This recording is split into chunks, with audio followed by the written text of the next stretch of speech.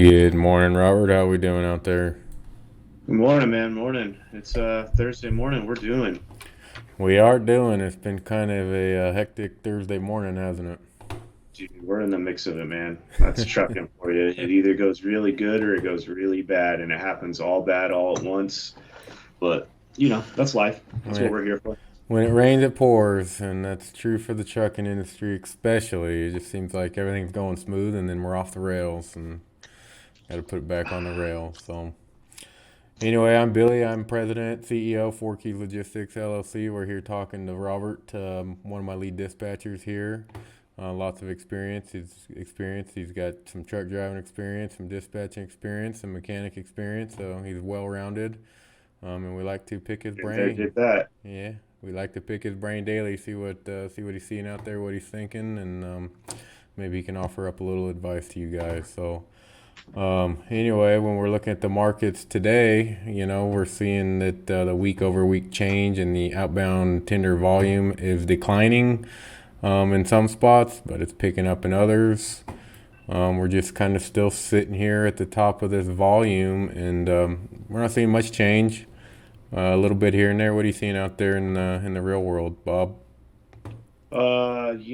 Honestly, a couple trucks over in North Carolina right now. One of them, I'm having a little bit of issue getting up out of there for a decent rate, but the hours is more the issue on his clock than the rate. So things are there. I mean, there's tons of freight, but rates are a little bit more tight. But you know, Yeah, seems like rates are kind of stagnant. I don't think they're dropping. It just really depends on the area you're in.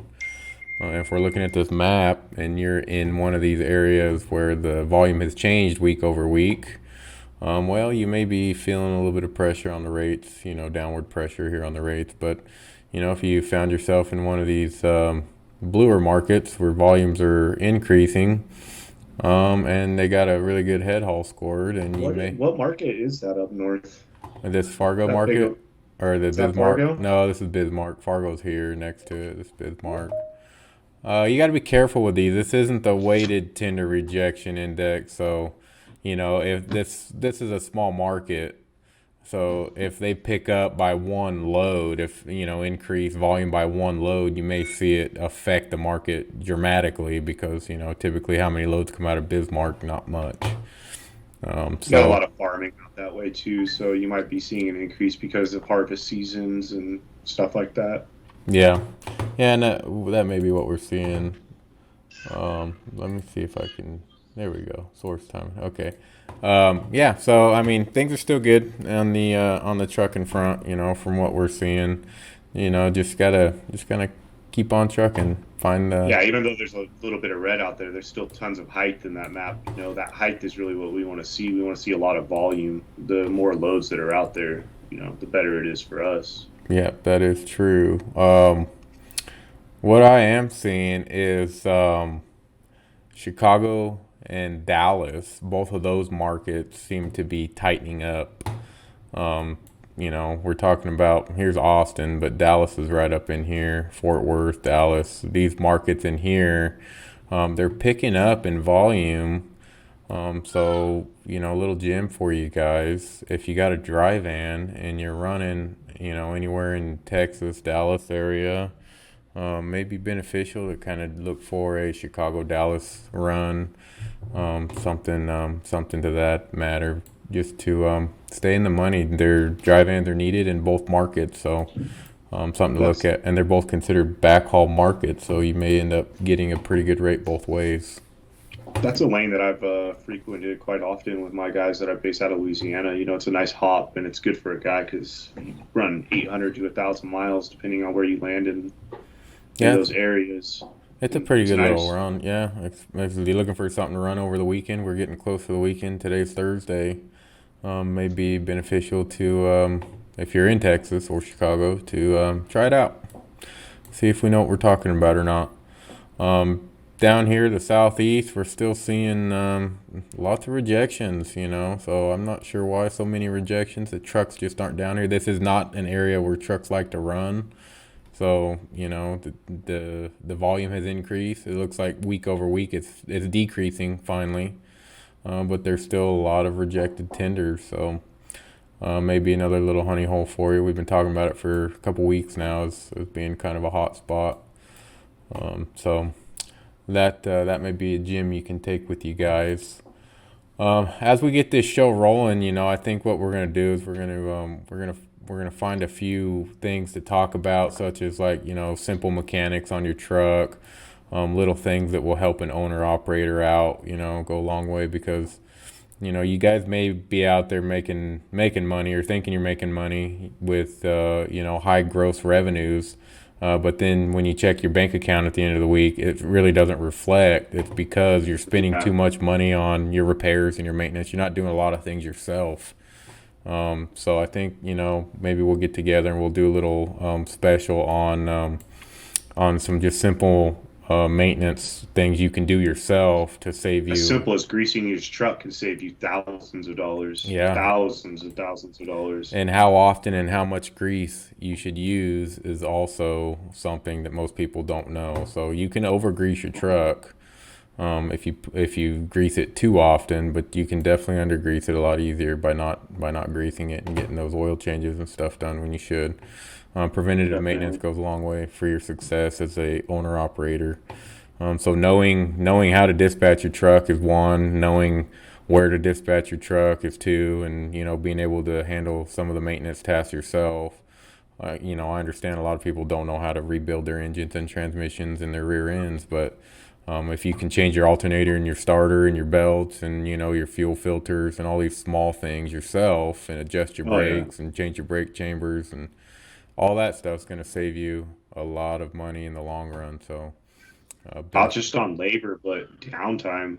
yeah, These mechanics, you're seeing more and more wait times for something as simple as a U joint. I had a truck sit in the shop for 12 hours yesterday wow, for a U joint. for a U joint. Hmm. I've heard stories of guys using a rock on the side of the road. I know So, that guy. I know that guy well. Yeah, that was good times, man. I've changed U joints in a lot of weird places. I actually lost drive yeah. lines going down the freeway once upon a time. So, yeah, we'll get into all that. I think that's good, prudent information to give people. So if you're watching this show, what I want to do is try to add value to you guys, help you become better owner operators, or lease operators, or whatever it is. If you own your truck and you're responsible for the maintenance, or you're responsible for any sort of repairs or expenses on that truck, then hope you guys find some value in this information we're putting out. As far as the news goes, what are we seeing in the news, Robert? Let's see if I got any. Uh, what do you got? I didn't see a whole lot. One of the articles I did see is a cool concept that me and you have talked about quite a bit. I think we might even brought it up here on the show once. There's a program. Switch that other one real quick if you could. Okay. It's a program where it helps teens learn to share the road. It's an interesting concept. Didn't really read into the article a whole lot, other than it's over there in Indiana. But you know, getting kids out familiar with trucks, seeing how big and scary they are to be inside of, and helping understand that they're not, I that it's a dangerous thing. I st- Awareness. I still believe that anyone who gets a driver's license and drives on the roads with the same 80,000 pound vehicles that everybody else drives on the road would need some sort of um, training on how to share the road with them, because Yeah, how many cars have pulled out in front of you when you're driving and just slam on their brakes like you can stop or cut you off, or whatever it may be that puts you in a situation where one wrong move can cost somebody their life. definitely, That happens quite a definitely. bit. So I think there needs to be some sort of training or awareness for other people that just hold Class C license driving on the road. Goods have to Yeah. move. The trucks don't have the option to not be on the road. So they have to be on the road. The goods have to move. So it's just we have to all learn how to share the road with each other. So I think that's a good thing they're It's a doing beautiful here. program, I think. Yeah, I Yeah, really think it's a good one. definitely. This is cool, sort of. I mean, so what this is, it doesn't got a lot to do with us OTR guys or, actual truck drivers, but we've all seen those yard dogs moseying around the shippers and receivers as we're loading and unloading. And this here is an automated hook up for a tractor and trailer. It's Oh, kind of cool technology as we're advancing into automated trucks. They're working on it. It's a small a yard dog's a small trailer that they use to jockey trailers around the yard for those that don't know. But this one right here, it aligns itself to the kingpin and backs itself up and hooks up. And I do believe they're talking about this thing working around the yard by itself without a driver's seat. does it hook up the So airlines as well, or just the kingpin I, there, the fifth that's wheel? a good question. That Because is a good it question. it would need to hook up the airlines if it's gonna hook up to that trailer and autonomously drive it to the dock, right? Because Yeah, it ain't going connect anywhere and with that. disconnect brake lines. Yeah, that's crazy. Yeah. Wonder Technology. how, you know? Well, something I was looking at, that I want to bring up is, will U.S. consumers throttle back on buying stuff? Well, they haven't. They're still buying, and they're still buying stuff in record numbers. So, and according to this article, that's what they're talking about. Is it's expected, but they haven't seen it yet. So, we'll see. But this is really what's driving the trucking market now. And I don't know if people realize that when this Consumerism. stops and dies down, then there's less volume. We were talking about yesterday how we added 90,000 or 100,000 owner operators to the world of trucking here, whether they just reshuffled themselves or they're new carriers. I'm sure some of them are. We'll be left with too much capacity and not enough volume, and then we'll see that downward Who pressure will on be the able rates. Nobody will be able to survive the storm, Nope, you know? that's when we get a lot of phone calls here for dispatching because people are out there right now. They're making money just booking themselves anywhere. There's no rhyme or reason. You can, we talk about hot markets or markets that are paying well, but it's real easy to just book your truck now in a no man's land and find a load out, Yeah. or make enough money to cover the deadhead because volume's there. But when volume drops, that's not going to be the case. We've just had a really good market here Volume for the last. drops, rates tighten. Yeah, You don't make as much dollar per mile. I mean, you're looking at a pretty decent decline in the rates, for all over. The, the $3 lanes turn into $2 lanes, and the $2 lanes turn into $1.50, and you survive first quarter, and But if and consumerism drops, will it last longer than the first quarter, like the coronavirus slump we had last year? it depends. That's the question. What's driving this? What is driving? Is it all the stimulus money that's running around the economy? I have a feeling that's a lot of it. People have a lot of money right now. People are selling their houses for record prices, so you have a lot of money floating around from that. Things are good. Businesses are good. You can't go anywhere without seeing now hiring signs. So Yeah. things are good. Stock markets are at all time highs. A lot of euphoria. That's when things turn around and go the other way. So a lot of people are talking about it, but we're not seeing it. We're not seeing it. Yeah, so, something like that. Uh, but Hmm. but we'll see how it plays out. So as far as this article is concerned, is it's expected, but they're not seeing it. So we'll see. We'll see what happens here. That's Uh, very interesting. but when we see this stuff starting to throttle back, you can expect your rates to start throttling back. And then we can expect quite a few phone calls over here because people will Oh start yeah. calling looking for dispatch service, somebody who can continue to make them money.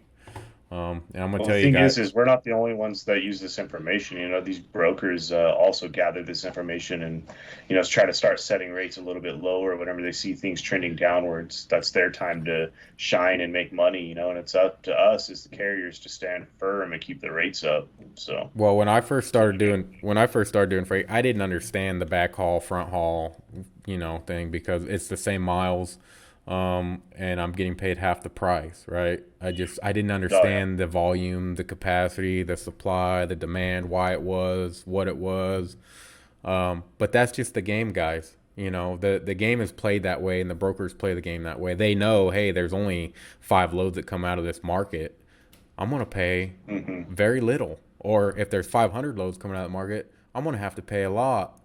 And so until you really understand that and get on the ball with that and just realize that is the way the game is played and those are the rules of the game, then you'll just sit there and beat your head against the wall and wonder why you're getting paid half the price to do the same miles.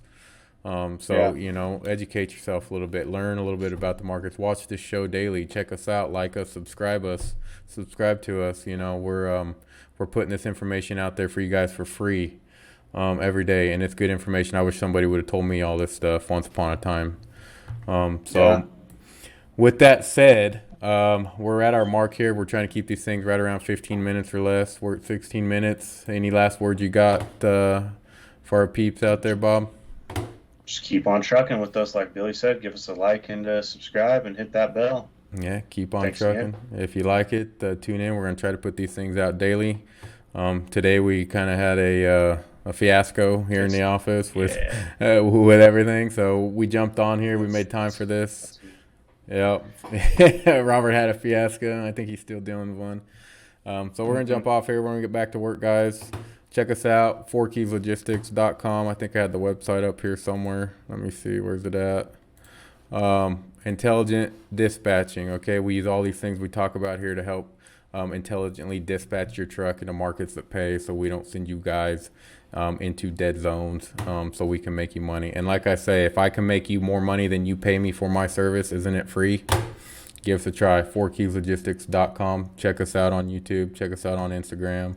Like, subscribe, and until tomorrow, we'll see you then.